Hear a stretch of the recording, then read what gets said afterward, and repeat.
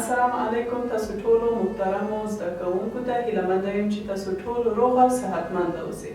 ګرانو زده کوونکو، په دې ګردی میز کې شپږ ویشتم ګردی میز کې بیا هم تاسو سره یم. ګرانو زده کوونکو، تیر ګردی میزونو کې تاسو ته سوالونه مونږ چمتو کړي وو چې عمومي په ډول وو.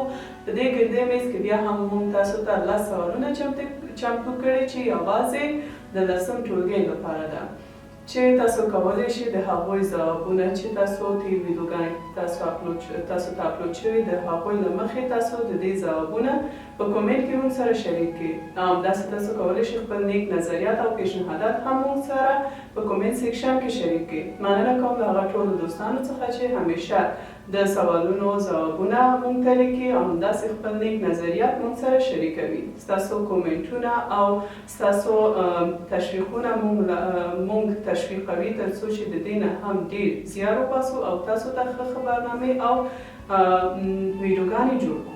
لومړی سوال ته راځو ګرانو زده کوونکو. لومړنی سوال دی: خازن تعریف کړئ. ګرانو زده کوونکو، تاسو دلته باید د خازن تعریف ولیکئ. دویم سوال: هادي اجسام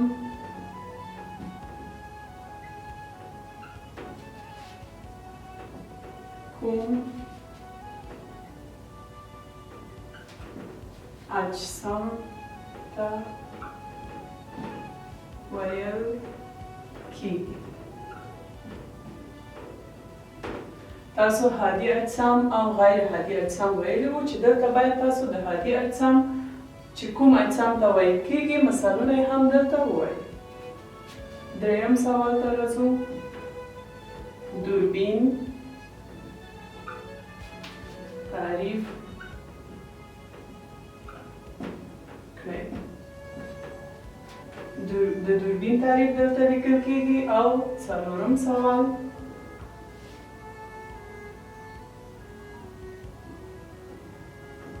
د نور انکسار څو قانون لري؟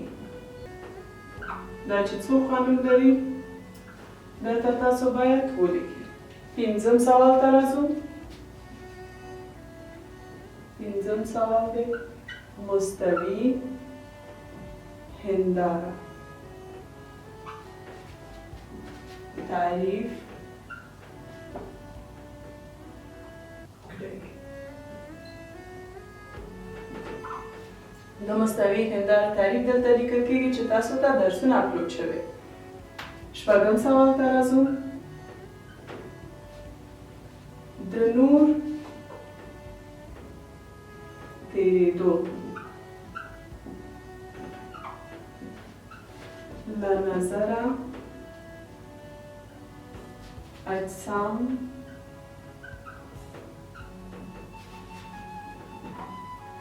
په څو برخو ویشل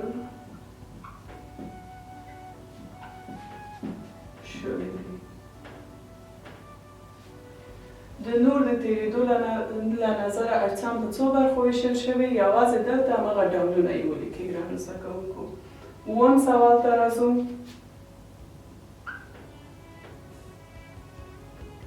غیر هادي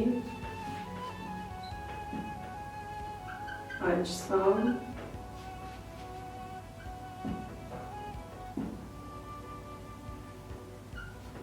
کوم اجسام ته ویل کیږي؟ یو سوال هادي اجسام و، دا بل سوال غیر هادي اجسام چې تاسو باید تعریف او همداسې مثالونه ووایئ. اتم سوال ته راځو. تلسکوپ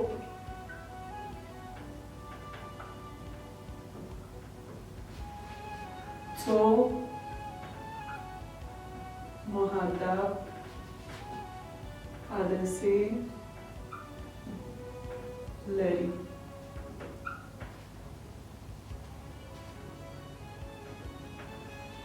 تلسکوپ څو مهدفه هدسې لري؟ دا تاسو ویلي وو تېر جلساتو کې او ویډیوګانې تاسو ته اپلوډ شوي ګرانو زده کوونکو چې یوازې دلته هماغه شمېر یې ولیکئ.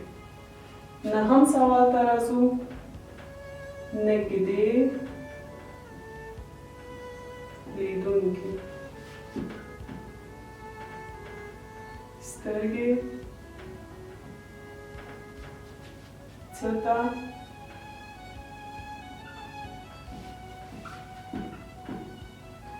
ویل کېږي؟ که تاسو فکر وکړئ ګرانو زده کوونکو د دې د سوال نه مونږ پوهېږو چې نږدې لیدونکي سترګې څه ته ویل کېږي. آخرنی سوال ته راځو. لسم سوال. شفاف جسمونه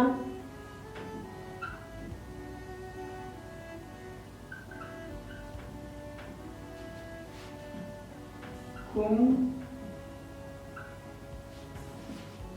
جسمونو ته ویل کېږي؟ چې دلته هم باید تاسو د شفاف جسمونو تعریف ولیکئ. ګرانو زده کوونکو دا هغه لس سوال وو چې موږ تاسو ته چمتو کړی وو. زموږ ګردی میز همدلته پای ته رسېږي. تر بل ګردی میز تاسو لوی او بخښونکي خدای ته سپارم. الله مو مل.